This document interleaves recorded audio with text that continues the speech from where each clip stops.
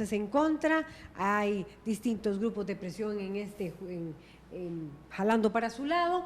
Es necesario tener este proyecto o las leyes de empleo público. ¿Qué dice Gerardo Corrales? Vamos a iniciar con usted. Buenos días. Buenos días, gracias por la oportunidad. Digamos, con independencia de la discusión que se está dando a nivel de la Asamblea Legislativa, lo que sí es cierto, Laura, es que hay un problema estructural. No hay suficientes ingresos para atender los gastos y siendo que esto es una resta, yo siempre he creído que la combinación tiene que venir de una reducción de gastos y de un aumento simultáneo de los ingresos. No es posible en un país dividido tener una solución única, llámese esta de reducción de gastos o solamente de aumento de ingresos. Hay que negociar.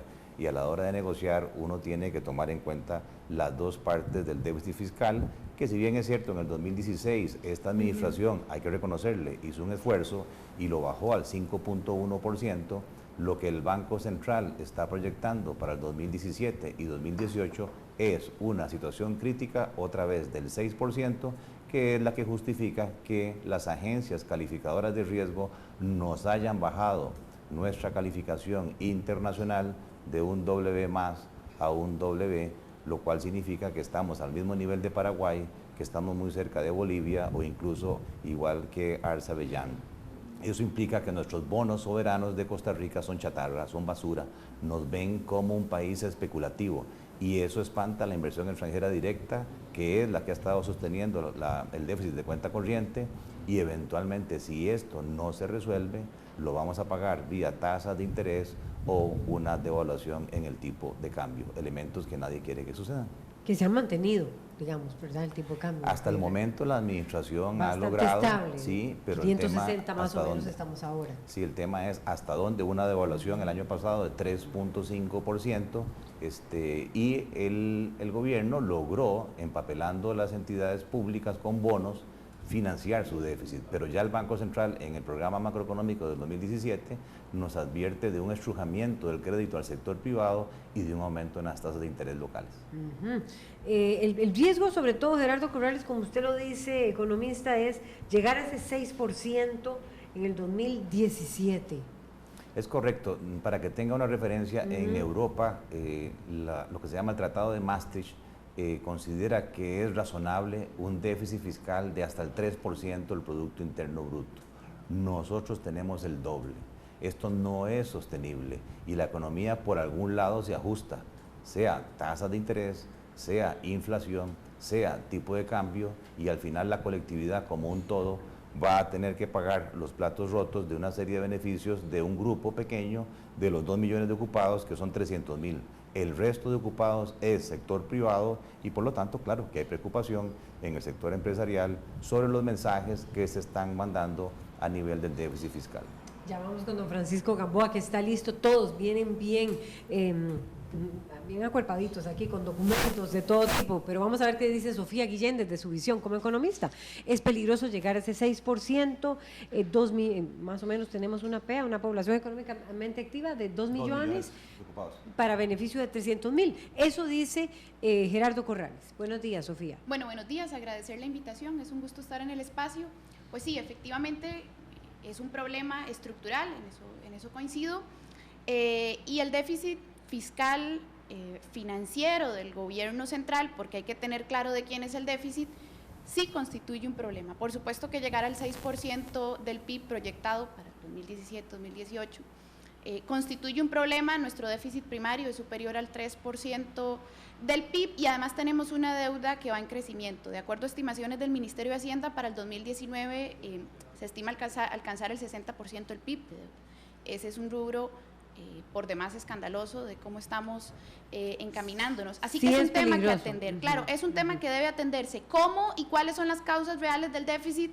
Esa es una discusión que también hay que dar, pues, para entender las soluciones efectivas, ¿no?, sobre ese problema. Y ahí es donde posiblemente diferentes grupos tengan, pues, sus diferentes propuestas y sus propias perspectivas. ¿Cuáles son esas causas diferentes que dice usted, que no es solamente los pluses o los salarios de los empleados públicos los que podrían estar generando el déficit, sino también otro montón de elementos que a su juicio pues están también enlistados en el tema. Claro, el déficit fiscal del gobierno central, insisto, porque hay que entender que es un déficit del gobierno central, no estamos hablando del ICE, no estamos hablando de instituciones autónomas que no son parte del gobierno central. El déficit del gobierno central está directamente asociado, por ejemplo, a diversos factores. Uno de esos es el fraude fiscal. La evasión y la elusión fiscal, de acuerdo al Ministerio de Hacienda, es de 8.22% del PIB. Estamos hablando de que si se proyecta un déficit fiscal del 6% para el 2017 o superior, bueno, a ver, ahí evidentemente el peso de lo que implica una evasión y elusión, es decir, una fuga, ingresos tributarios, ingresos que deberían estar llegando a la administración central y no están llegando, de 8.22, es una de las causas, sin duda alguna, fundamentales de este déficit. Otra causa es la estructura tributaria costarricense, que tiene una naturaleza absolutamente regresiva, ¿no? Acá cerca del 60% del ingreso tributario proviene de impuestos indirectos, ¿verdad? Que son los impuestos pues por naturaleza más injusta, ¿no? A todos le cobran el mismo 13% de ventas, sí, pero no todos tenemos el mismo ingreso. En cambio están los impuestos progresivos, que sería cobrar de acuerdo a la capacidad tributaria o la, digamos, capacidad de contribución de cada uno de los actores sociales. Y entonces uno se pone a comparar. Sería renta. Bueno, un ejemplo de eso es efectivamente el impuesto de renta, que además sería el impuesto progresivo que más recauda, ¿verdad? Porque hay dos impuestos que son los que más ingresos tributarios le generan a la administración central, que son ventas y renta en la actualidad. Y que además ese porcentaje de evasión y elusión está mayormente asociado al impuesto de renta, particularmente a la evasión y elusión de las personas jurídicas, el impuesto de renta, ¿verdad?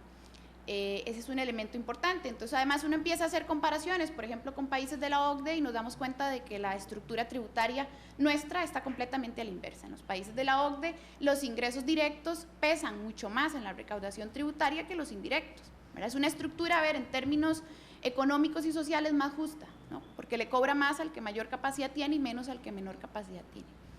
Y otro elemento más que esté asociado a este problema estructural, pues también se deriva posiblemente de el desempeño que como economía estamos teniendo, ¿no?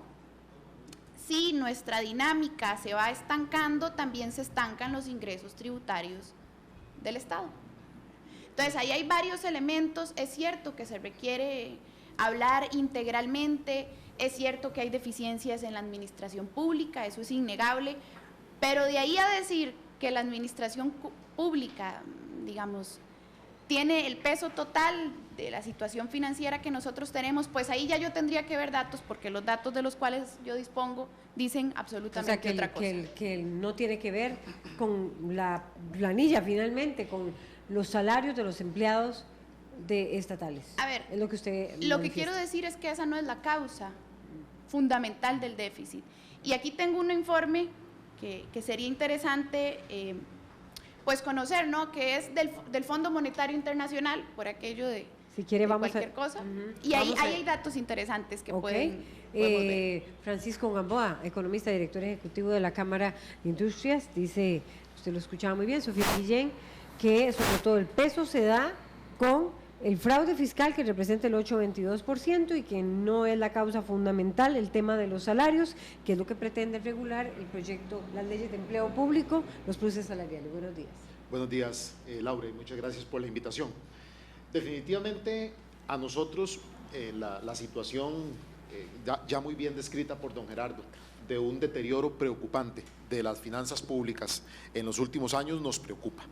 Nos preocupa por los efectos a los cuales todo esto nos puede llevar, que son los mencionados por don Gerardo desde el punto de vista macroeconómico, pero también nos puede llevar esto a un deterioro de la prestación de los servicios públicos, despidos, etcétera, que no es una fantasía, es algo que ha pasado en otros países. En el caso de Grecia. Exactamente, como por ejemplo Grecia en el pasado reciente. Ahora bien, nosotros, y ahí hay una diferencia que tenemos importante con la argumentación que hacía Sofía, nosotros creemos que definitivamente esto es un problema que se resuelve de manera integral por el lado del ingreso y por el lado del gasto. Por ejemplo, entre 2007 y 2015, en ese periodo los ingresos del gobierno central se duplicaron. O sea, no es que no hubo un crecimiento de los ingresos, se duplicaron, imagínense. Y el gasto en salarios y transferencias se multiplicaron por 3.5 veces.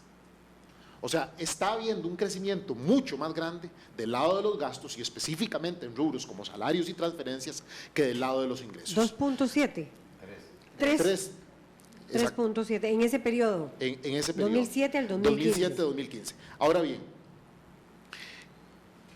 de ahí la importancia de discutir tanto los temas de reformas del lado de los ingresos como también del gasto. Y del gasto es sobre todo el tema de salarios y beneficios adicionales al salario base que los trabajadores del Estado tienen. Ahora, Sofía hablaba del 8%, cifra que se dio en algún momento el año pasado, de evasión y de ilusión. No es de evasión, Laura, únicamente. Primero que eso es muy importante aclararlo. Es de evasión más elusión, pero tiene un gran problema ese número, que las autoridades del Ministerio de Hacienda no nos dijeron cuánto de ese 8 era evasión y cuánto era elusión, ¿verdad? Porque son dos temas completamente diferentes.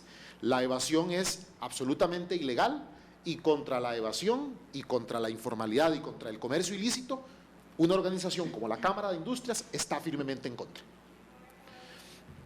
También hablaba Sofía del tema de la OCDE y trajo a mi memoria un tema también para desmitificar un poco lo que se ha venido señalando desde hace mucho aquí, que es que aquí pagamos muy poquitos impuestos y que las empresas y las personas pagamos muy poquitos impuestos. Pues bien, el Banco Mundial, en un cálculo que hace para todos los países y en donde contabiliza todos los renglones de impuestos que se pagan, y en el caso de nosotros tiene que contabilizar también las cargas sociales, ¿verdad? Porque son cargas que no son voluntarias, son obligatorias, etcétera. Y al hacer ese comparativo, una empresa en Costa Rica que no está en régimen especial, o sea, una empresa que paga impuestos, que paga todos los impuestos que tiene que pagar, paga una tasa total de sus ingresos de un 58%, cuando el promedio de países de la OCDE paga un 41%. Y el promedio de países de América Latina, un 46%. Entonces, también es importante, para ir balanceando esa discusión de que el tema fiscal, el único causante es la insuficiencia de ingresos, definitivamente eso hay que desmitificarlo y nosotros tenemos información de que Costa Rica no es un país en el que se pagan pocos impuestos. O sea, en Costa Rica se pagan impuestos. O sea, que las cargas salariales es otro elemento diferenciador con el resto de naciones, que aquí se paga mucho más. Así es, sumando, consolidando todo, consolidando los impuestos que las empresas y las personas pagan al gobierno central, pero también a manera de cargas sociales, que no van al gobierno central, claramente. Ahí es donde nosotros salimos con un promedio mayor que la OECD y un promedio mayor que América Latina. El sostener que el problema es un problema de ingresos es, para que los televidentes y los radioescuchas puedan comprender mejor, es como que una familia decida, no, este año ya no vamos a ir a pasear aquí dentro del país, vamos a ir a otro país a pasear, ya no vamos a ir a esta escuela pública, sino que vamos a ir a esta escuela privada que es bien cara, y ya no vamos a ir a comprar ropa con una frecuencia, con X frecuencia, sino que vamos a ir a comprar ropa y vamos a ir a gastar plata al mall a renovar nuestro vestuario cada 15 días. Que una familia tome esa decisión y diga, ay sí, y la manera como voy a adquirir los recursos, voy a ir a la empresa para la cual trabajo a pedir un aumento salarial, y de esa manera resuelvo todas estas decisiones de aumento del gasto que estoy teniendo. Eso no es posible, claramente no es posible, no es sostenible, y así como no es posible ni sostenible para una empresa, no debería ser posible para un Estado. O sea, un Estado no debería tener una estructura de su gasto, pero más que estructura de su gasto, una dinámica de crecimiento del mismo tan inadecuada como tiene el Estado costarricense, porque así no hay plata que alcance. Pablo Abarca. Bueno, de primera instancia, Buenos días. muchas ¿Cuál es gracias su posición? al programa porque siempre nos invitan y les gusta escuchar una voz alternativa en torno a este tipo de cosas. Y efectivamente tenemos varias cuestiones que discrepar en estos momentos. A ver, Empecemos con los determinantes. El compañero muy bien señaló que esta cuestión era estructural y no coyuntural. ¿Qué quiere decir que es estructural? Que viene a través, radioescuchas y televidentes, viene a través de la historia, en la historia. Y hoy la recordamos. ¿Cuáles creemos nosotros que son verdaderamente los determinantes del déficit fiscal? Primero, luego explicamos si es importante o no es importante el déficit. Primero, creemos que las exoneraciones a sectores que realmente en estos momentos no están siendo la punta de la palacea del progreso, como nos lo hicieron creer saber en los 80s, cuando decían que el sector exportador era quien iba a participar de mayoritariamente, digamos, en la producción del país. Tenemos exoneración desde un 5.11. Sectores de la población que efectivamente no cuerpan todas las cargas sociales, como decía el señor, aquellos trabajadores de las bananeras trabajan sin tener seguro social, inclusive pueden hasta quedar tuertos y nadie les remunera ningún tipo de estas cosas. Esos sectores en estos momentos están siendo hasta cierto punto exonerados. Entonces creemos que una exoneración de un 5.11 es bastante. De la cual, lo que usted está diciendo, Pablo, es que las exoneraciones están pesando también sí, en claro, ese déficit. nosotros miramos el déficit más allá de ingresos y gastos, porque eso también pensamos, al menos yo, que es una racionalidad lineal. Sé que me estoy poniendo engorroso con conceptos de este tipo en televisión, pero es que esas son las cosas y así hay que hablarlas. Las cosas hay que decirlas por su nombre. Los determinantes de una cosa, cuando hablamos de economía, no es que yo llegué, quité un poquito aquí y puse aquí. No, esto es un círculo donde se interconectan varias cuestiones. Y ahorita vamos a ir a otro punto. Ok, ¿cuál es otro determinante? Repasemos: exoneraciones, 5.11, deuda, que equivale a un 36% ahorita del presupuesto nacional, a la cual quiero señalar muy bien, y fraude fiscal, como muy bien lo decía Sofía, que equivale a un 8.22. Y que el compañero nos hacía saber que no era solo evasión, sino también ilusión. Ilusión es mentirle al erario público, e ilusión al mismo tiempo es no contribuir en el sector privado, como en estos momentos se encuentra consolidado un 50% del sector privado se encuentra en condiciones informales, y esas condiciones informales me dicen a mí: no tengo seguro social, no contribuyo a la caja del seguro, indudablemente, no pago los impuestos que tengo que pagar, y ese es el 50% del sector privado. Eso tenemos ahí. Ok, vamos a otra cosa. TLCs, sí, pucha, una cosa que ha sido un debate desde el 2007 en la actualidad, que son discrepancias ideológicas. Nos damos cuenta que don Helio Fallas emite una noticia, nunca se me va a olvidar esa noticia, hace 2 años, donde decía causas estructurales del déficit fiscal y atañe un 2.5 del PIB, disminución, ¿verdad?, de ingresos tributarios por concepto de tratados de libre comercio. Por conceptos de tratados de libre comercio. Hagamos una contraparte de eso. Ahorita estamos viviendo una de las tasas de desempleo más grandes de la historia. 10% de la población económicamente activa. ¿Qué soluciones nos trajo este tipo de tratados de libre comercio? Sí, podríamos discutir el contexto geopolítico e internacional, que tampoco ha sido favorable, pero hablemos un poco de ahí.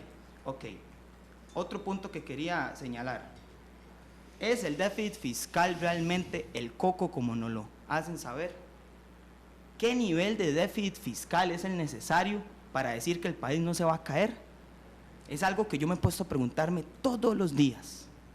He buscado. Eso en economía se llama, discúlpenme el nombre que lo pronuncio en inglés, pero así nos enseñan a nosotros, se llama crowding out.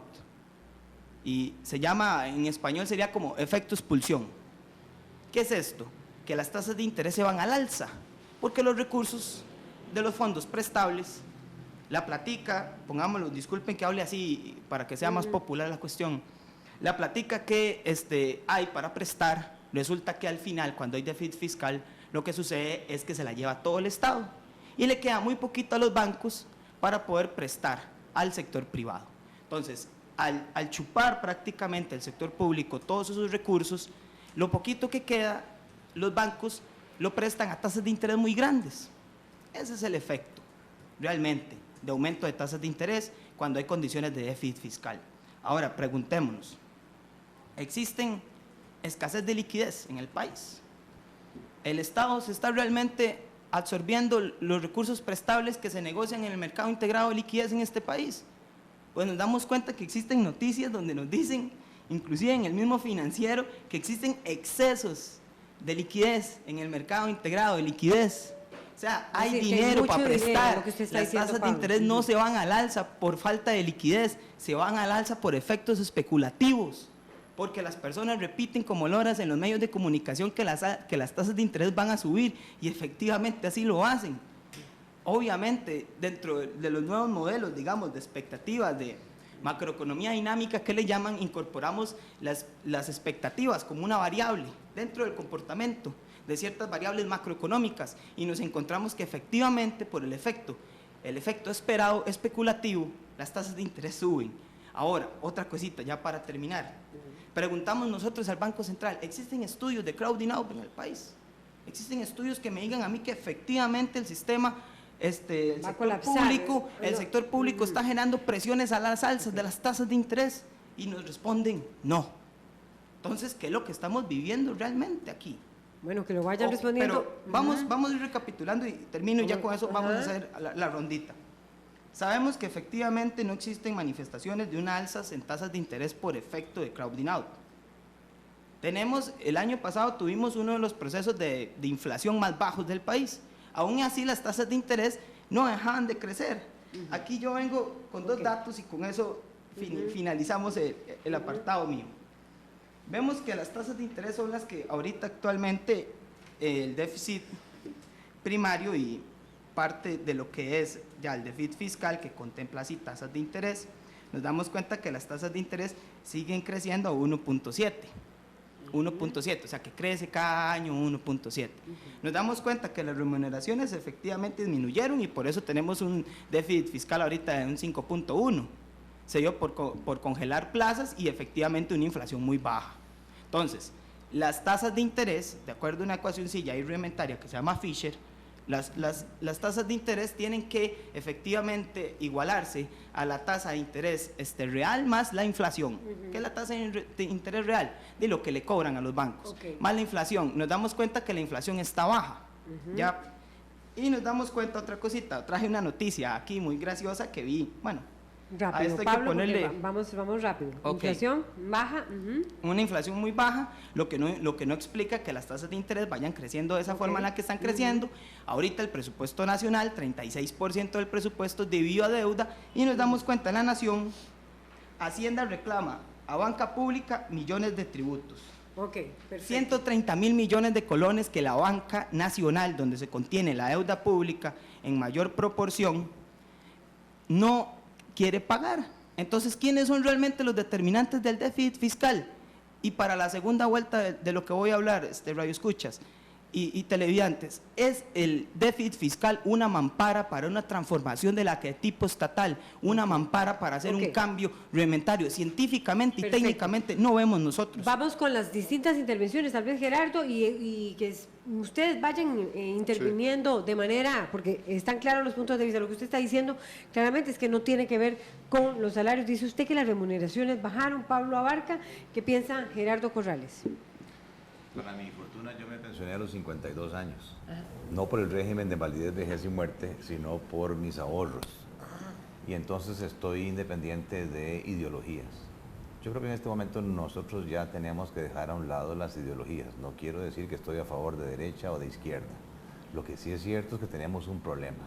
Y es un problema ocasionado del lado de los ingresos y es un problema ocasionado del lado de los gastos. No es un problema de esta administración, es un problema heredado y que viene creciendo. Y que hemos venido tirando la pelota para adelante. ¿Cómo? Cerrando el hueco con deuda. Nos estamos financiando. Le estamos tirando el problema a nuestros descendientes. Hijos y nietos van a tener que hacerle frente. Claro, no ha explotado la cosa hasta el momento porque en el pasado el gobierno tenía autorización de emitir bonos afuera y se chupó 4.000 millones de dólares que entraron al país, aumentando la oferta de divisas y sobreapreciando el colón, castigando al sector exportador. El año pasado el gobierno tuvo la fortuna de crear un instrumento que se llama Tesoro Directo y a través de ese instrumento lo que hizo fue sacarle todos los excedentes a las compañías descentralizadas para financiar su déficit. Pero eso también ya se acabó. Entonces se van acabando, ¿verdad?, los espacios donde parquear el déficit y en algún momento va a tener que venir a capturar ese ahorro interno. Yo difiero absolutamente en cuanto a que no haya problema de crédito en el país y que hay exceso de liquidez. Pero tiene que ver en el problema del déficit, ¿cuánto peso tiene los salarios de los empleados públicos finalmente, Gerardo Corrales? Casi el 40% de los gastos totales del gobierno vienen del tema salarial, pero aquí el tema es que hay un problema de fondo que es el mecanismo de ajuste. Cuando a usted le aumentan el salario, cuando a mí me aumentan el salario, es un incremento sobre mi salario base. El problema del sector público es que hay 96 pluses, 96 esquemas distintos de incentivos, más las anualidades. Entonces, claro, un ajuste de un 1%, 2% se traduce por todos estos pluses en un múltiplo, en varias veces más. Por eso, esta administración planteó el tema, creo, correctamente, de forma integral. Coincido con Sofía, el tema de fraude fiscal, se presentó un proyecto de fraude fiscal y se aprobó. Ese proyecto de fraude fiscal va a venir a implementar mecanismos modernos de recaudación a través del pago electrónico y no del efectivo, que el efectivo no tiene trazabilidad. Luego se presentó un proyecto, como dice Pablo, el problema de exoneraciones. Hay un proyecto de exoneraciones, hay que entrar en el tema de exoneraciones. También se presentaron dos proyectos, uno de IVA, de impuesto de valor agregado, y otro de renta. Pero como parte de ese paquete integral venía el tema de empleo público. Si usted saca de esa edificación el tema de empleo público, se cae toda la negociación en un país que está dividido. Vean, de acuerdo con los datos de la Caja del Seguro Social, el salario promedio en el sector público es 1,5 millones de colones. El salario promedio en el sector privado son 500,000 colones. O sea, ya se gana en el sector público 3 veces más de lo que se gana en el sector privado. Yo fui gerente en el sector privado y tuve renuncia de funcionarios de empresa privada porque me decían, me voy para el sector público, gano más, trabajo menos. Eso no es sostenible. Deja a un lado las ideologías. Eso no es sostenible. Cuando yo abro el periódico hoy y se lee que la AIA paga anualidades del 5% sin ni siquiera evaluar el desempeño de sus funcionarios, o cuando el viernes circula una noticia que dice 42 funcionarios del Banco Central se reparten un incremento del 17% de salarios, cuando la empresa privada si acaso llega al 2%, por Dios, ahí tenemos un problema serio y hay que entrarle. Y la fórmula maravillosa era una tal que nos permitiera llegar del 6% al 3%. ¿Cómo?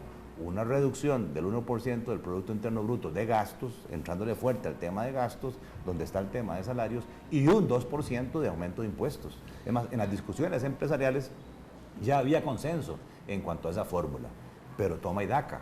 Al decirle al gobierno, retiro el tema de empleo público, se cae todo el cimiento y estamos tirando de nuevo la pelota para adelante. Yo considero ahí, digamos, algunas observaciones interesantes que me gustaría hacer. Lo primero es que lo más importante es poner en números, ¿no?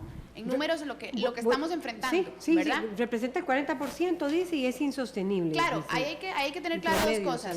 ¿Cuáles son las planillas más grandes del gobierno central? MEP, maestros, seguridad pública, policías.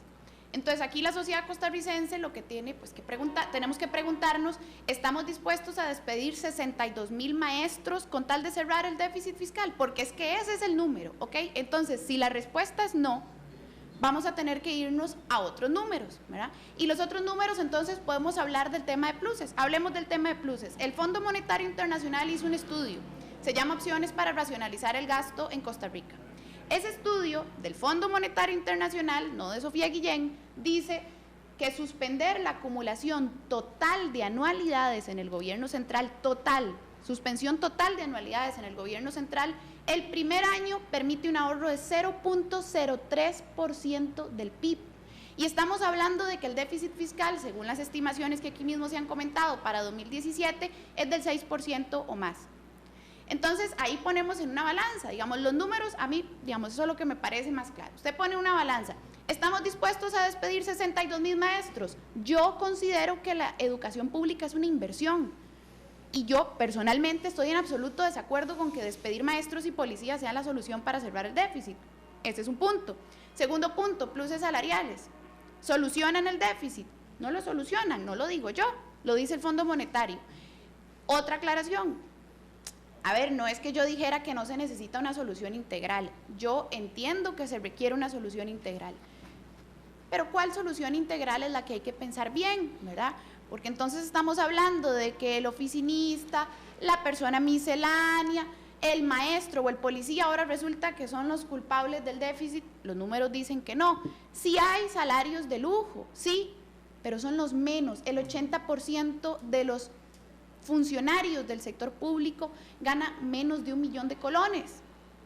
Entonces, pongamos las cosas claras, no confundamos, no nos confundamos, ¿verdad? Para buscar Francisco soluciones. Gamboa, economista Sí, y director, y, lo- ya viene, y sí. ustedes han generado comentarios. Sí, lo primero es definitivamente, a mí me parece, con todo respeto, don Pablo, que es casi irresponsable, llamaría yo, venir a bajarle tanto el perfil al tema de las posibles consecuencias negativas del déficit y de la deuda. El hueco que vamos generando o que vamos teniendo año a año porque los ingresos no alcanzan para el nivel de gasto, es un hueco que va haciendo más grande y más grande y más grande la deuda, como lo decía don Gerardo. Se va haciendo como una bola de nieve.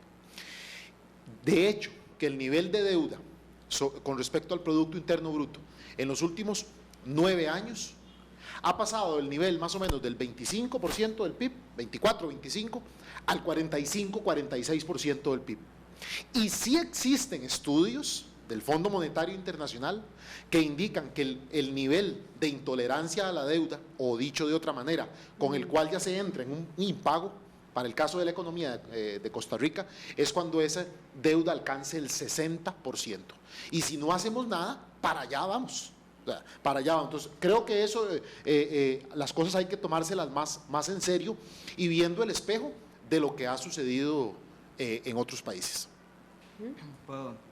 Sí, efectivamente, bueno, voy a responder un poco eso de la deuda y sigo después Sí, con lo para quería que no nos exponer. desviemos un poco, que yo sé sí. que está relacionado, Sí. ¿verdad? El 46% A ver. estamos ahora, Ajá. pero ahora están discutiendo sobre el Ok. tema del déficit fiscal, A ver, que sí. usted planteaba, Pablo, que A ver, si hay que alarmarse o no, si llega al 6. Nosotros lo que decimos no es que hay que alarmarse. O sea, efectivamente, un déficit fiscal de un 6% es una cuestión que hay que ver cómo se soluciona, indudablemente. ¿Qué estoy hablando yo ahorita? Que las manifestaciones teóricas que nos dan en los libros de texto no se están manifestando, al menos de la forma rudimentaria en la que ellos dicen.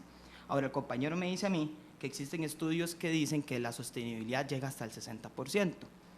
Yo hace años, unos años atrás, tuve que calcular, para efectos de un trabajo de la Universidad Nacional, la sostenibilidad de la deuda pública para el 2015 al 2021. Y estuve revisando eso. Tratemos de resumir, Pablo, porque ya nos queda poco tiempo. Un poco eso. Se llama recta presupuestaria de Olivier Blanchard, se llama así. La cuestión es que efectivamente no existen, digamos, manifestaciones, o las manifestaciones que efectivamente se dice que existen son aumentos en las tasas de interés a partir de deuda pública, y eso es lo que yo digo que aún no existe. Pero a ver, remontémonos. Deuda es uno de los factores. También sabemos que el TLC es otro tipo de los factores y fraude es otro tipo de los factores. El punto es si están pesando o no tanto los salarios del sector público. No, cuando nosotros señalamos otro tipo de determinantes. Sofía ahora decía que hay como- un estudio del Fondo Monetario que dice que solo el 0.3 implicaría el recorte de anualidades. Sí. 003. 003, perdón, 003.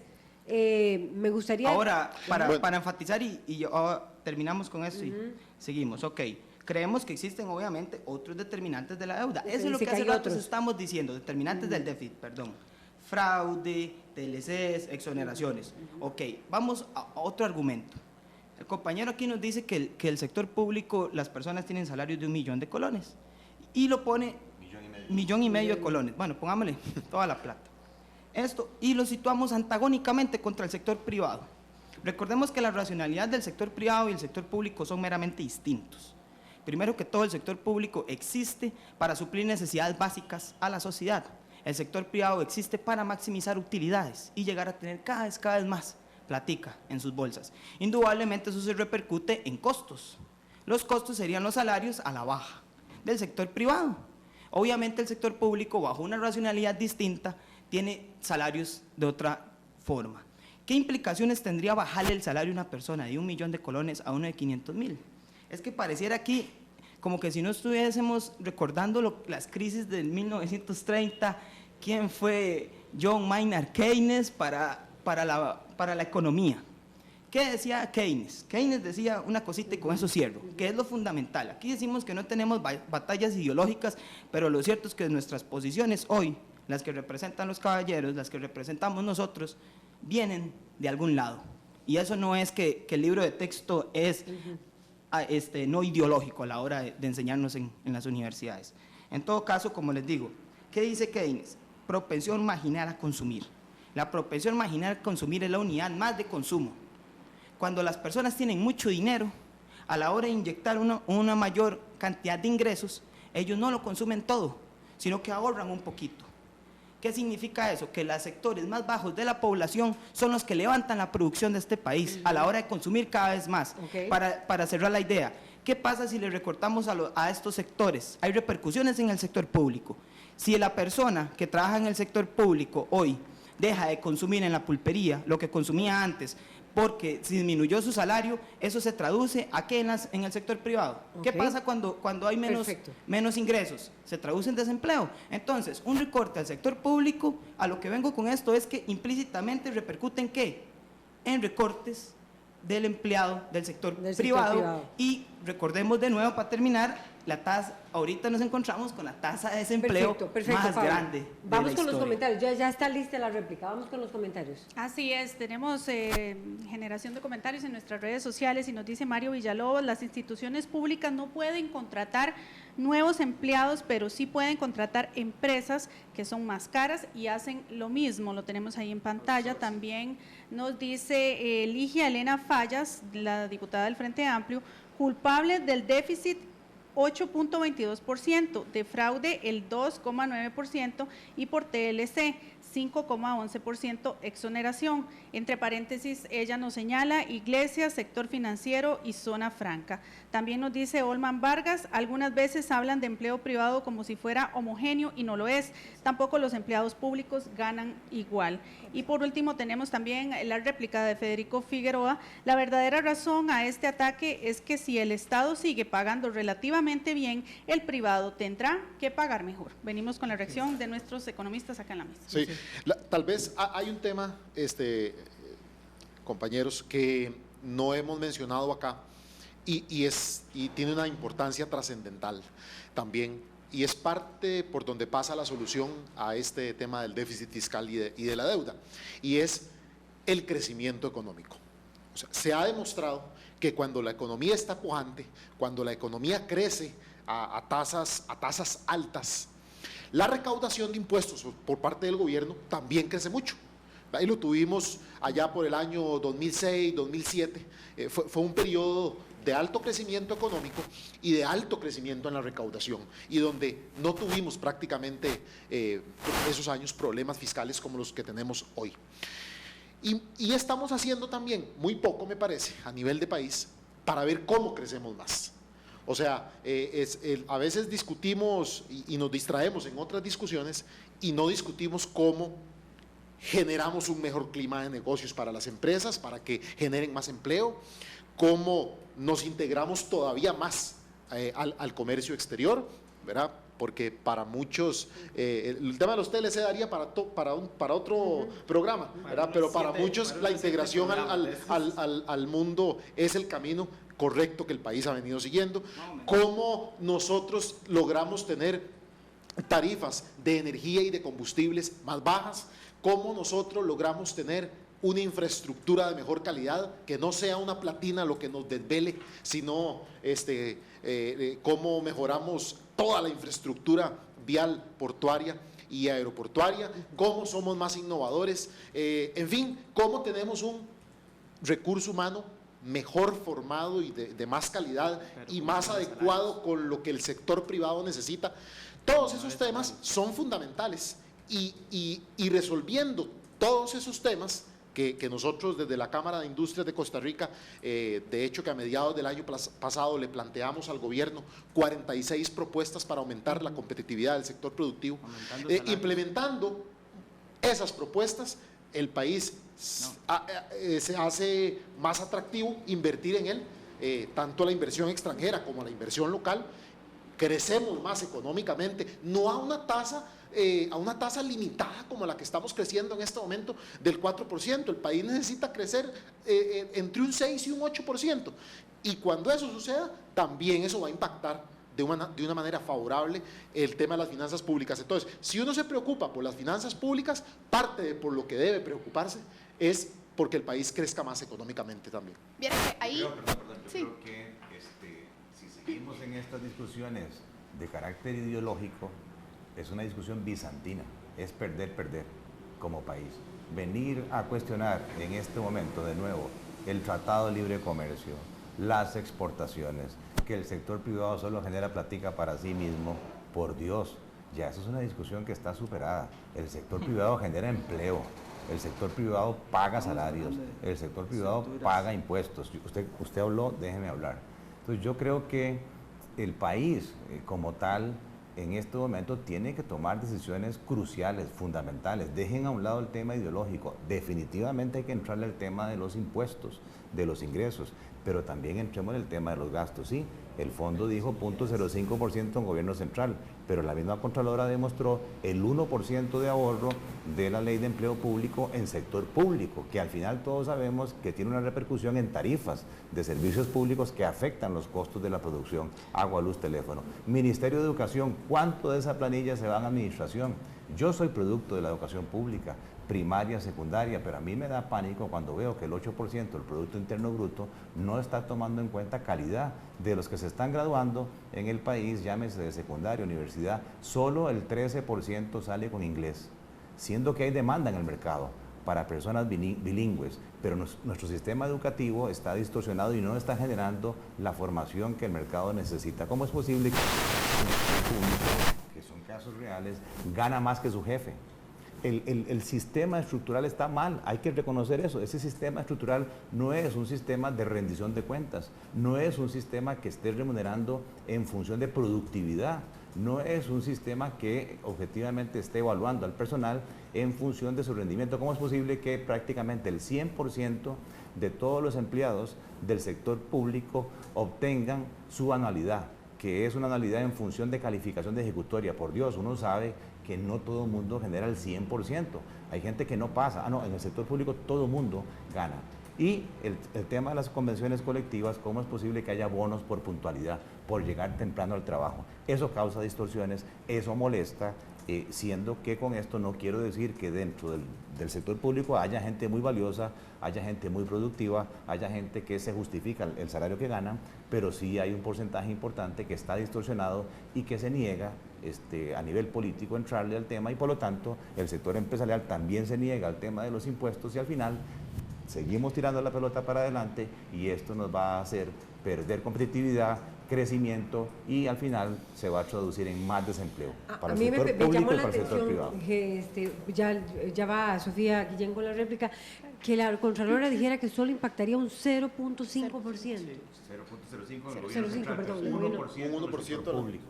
Ajá. Y es un punto de arranque. El tema es que eso es como una bola de nieve. Usted arranca con 6 pluses y son 96. Sí. Okay. Y casualmente, Laura, al final, ese impacto del 0,05 que dijo la Contralora es por todo lo que se le fue sacando en el camino a la versión con respecto a la versión original del proyecto. Pero en todo caso, aunque sea el 0,05% o lo que sea, como decía Don Otón en la nota que ustedes nos pusieron introductoria, algo es mejor que nada. Ok, Sofía Guillén. Sí, dos observaciones interesantes. Lo primero es la anotación del crecimiento económico, que yo, ¿verdad?, desde un inicio dije que ese es uno de los temas que está detrás también del déficit. Y ahí me surge una pregunta, bueno, ¿rebajar los salarios del sector público ayuda al crecimiento económico? No, es que no estamos planteando rebajar los salarios del sector público. Tal vez si me dejas terminar, tal vez disminuir su crecimiento. Tal vez sí puedo terminar la observación. A ver, estamos hablando aquí de que pese a que dije que el 80% de los empleados del sector público gana menos de 1 millón de colones, seguimos cayendo en el tema de que los pluses salariales parece que son una causa fundamental de acuerdo al planteamiento que ustedes mismos hacen. Eso implica que necesariamente una de las soluciones que ustedes proponen es disminuir esos pluses. Disminuir esos pluses es disminuir la remuneración total, es disminuir la capacidad de compra de esa fuerza laboral, correcto, es disminuir la capacidad de compra de esa fuerza laboral, eso es contraer la demanda agregada, porque el sector público tiene un impacto importante en el consumo a nivel nacional y eso no ayuda al crecimiento económico. Eso por una parte. La segunda Aumentar parte, impuestos también indefinidamente es también contraer la demanda agregada. no me dejan terminar. La segunda parte de la observación es que tenemos que separar la discusión. ¿Estamos hablando de soluciones al déficit o estamos hablando de lo que debería ser un salario justo? Porque esas son dos discusiones separadas. Si estamos hablando de lo que es un salario justo y nos preguntamos qué barbaridad que una secretaria gane o no gane tanto de salario, también entonces vamos a tener que plantearnos si en el sector privado se están respetando todas las condiciones laborales y si hay un salario justo en una parte importante del sector privado que no gana ni siquiera el salario mínimo. Esa es una discusión. La otra discusión es soluciones al déficit. Y en soluciones al déficit, para resolver un 6% del PIB, la Contraloría dice en gobierno central, porque el déficit es del gobierno central, solo el 0.05 aporta al proyecto que se está discutiendo. Digo yo que poner números sobre la mesa a veces nos puede facilitar un poco el debate, ¿no? Tenemos que irnos una frase. Ahora, para terminar, Pablo, tenemos que ok, irnos ya, ok, diría, tal vez. ok. Ya La frase sería esta: para que haya crecimiento económico, las tasas de gasto deben ser mayores a las tasas del PIB. Si el PIB crece un 3, el gasto tiene que crecer 4 o 5. Eso está demostrado históricamente desde 1930 y yo creo que aquí hace falta mayor formación para discutir. La frase de cierre es: si tenemos que socarnos la faja, soquémonosla todos. No tratemos de socarla solo al sector privado y solo a los trabajadores del sector privado y al sector empresarial. Perfecto, don Gerardo. La frase sería: las ideologías y la falta de apertura a la negociación, lamentablemente, tristemente, nos van a llevar al precipicio. Mi frase es reforma integral. Bueno, Perfecto, muchísimas bueno, gracias. Vean que consumimos 45 minutos y fueron insuficientes. Insuficientes. Más, me están diciendo Quedan aquí. muchas dudas Me están todavía. diciendo que más. Bueno, como 47 minutos. Gracias a Gerardo Corrales, a Pablo Abarca, a Sofía Guillén y Francisco Gamboa. Vamos a una pausa, ya venimos con los deportes.